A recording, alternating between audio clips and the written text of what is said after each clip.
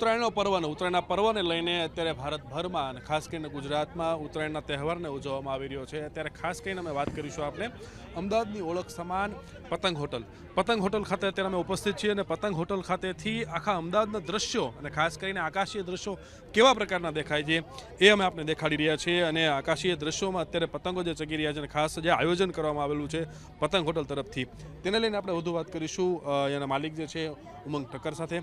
સાહેબ, શું આયોજન, કેવા પ્રકારનું આયોજન અને આયોજનની અંદર શું શું રૂપરેખા આજે રહી અને કેવા ગેસ્ટ અને કેટલા પતંગો ચગાવ્યા આખા દિવસમાં? ગુજરાતના બે ઉત્સવ જોરદાર મનાતા હોય છે, એક નવરાત્રિ અને એક ઉત્તરાયણ। ઉત્તરાયણમાં રિવરફ્રન્ટ ઉપર તારીખ 11થી 14 તારીખ સુધીમાં આખો પતંગોત્સવ થતો હોય છે।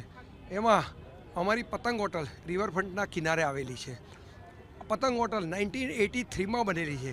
અહીંથી જૂનું અમદાવાદ અને નવું અમદાવાદ સ્પષ્ટ જોઈ શકાય છે। એના પતંગના ધાબા ઉપરથી અમે લોકો છેલ્લા 5 વર્ષથી ધાબા પર ઉત્તરાયણ ઉજવતા આવીએ છીએ।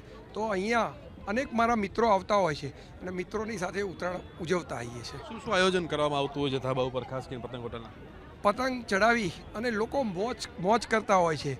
અમદાવાદી મોજમાં ખાસ માનતા હોય છે। મકર સંક્રાંતિ છે એ દિવસે અમે અમદાવાદના ટોપ વીઆઈપી જે ગેસ્ટ છે એ લોકોને બોલાયા છે અને પતંગના ધાબા પરથી એ લોકોને સવારે અમે ગરબા કર્યા।